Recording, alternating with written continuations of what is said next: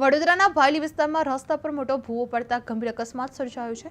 Drainage લાઇનના કામ બાદ યોગ્ય પૂરા ન થતા માર્ગ ધસી પડ્યો હોવાનું સામે આવ્યું છે। આ દરમિયાન રસ્તેથી પસાર થતો બાઇક સવાર ભૂવામાં પટકાતા ઈજાગ્રસ્ત થયો હતો અને તેના ટુ વ્હીલરને પણ નુકસાન પહોંચ્યું હતું। સ્થાનિકોએ પાલિકા અને કોન્ટ્રાક્ટરની બેદરકારી સામે કડક આક્ષેપો કર્યા છે, જે શહેરમાં ચાલી રહેલા ખોદકામને કારણે ટ્રાફિક સમસ્યાઓ વધતી જાય છે, ત્યારે અધૂરી કામગીરી નાગરિકોના જીવને જોખમમાં મૂકી રહી હોવાનું પણ જાણવા મળી રહ્યું છે। જે બાયલીમાં રોડ પર મોટો ભૂવો પડ્યો હતો। ડ્રેનેજ કામ બાદ માર્ગ ધસી પડ્યો હતો, જે બાઇક સવાર ભૂવામાં પટકાઈ ઈજાગ્રસ્ત બન્યો હતો। કોન્ટ્રાક્ટરની બેદરકારી સામે ગંભીર આક્ષેપો થઈ રહ્યા છે।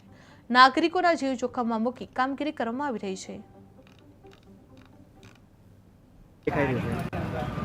ખૂબ જ ગંભીર બેદરકારી પાલિકાની જણાઈ આવી છે।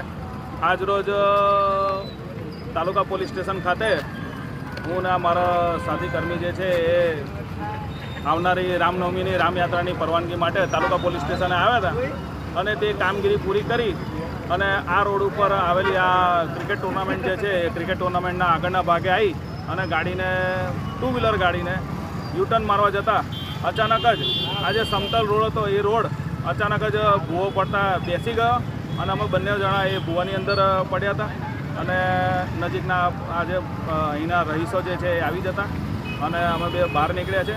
બાઇક બહાર નીકળી તેવી પરિસ્થિતિમાં નથી અને આજુબાજુના જે રોડનો જે ભાગ છે કિનારીઓ એ પણ ધીરે ધીરે તૂટી રહી છે, એટલે એ જોતાં પણ એવું નક્કી કર્યું કે આ બાઇક અત્યારના કાઢવું હિતાવહ રાખતું નથી, એટલે એ એવું ને એવું યથાવત રાખ્યું છે।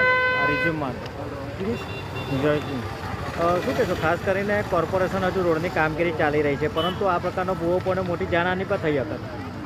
મોટી જાનહાની એટલે નસીબ જ કહેવાય। પ્રભુ શ્રી રામના કામે નીકળ્યા હતા એટલે એવું લાગ્યું કે બચી ગયા, બાકી આ પાછળના ભાગે પછડાટ વાગી છે, એટલે બની શકે કે માથાનો ભાગ પછડાટ તો કદાચ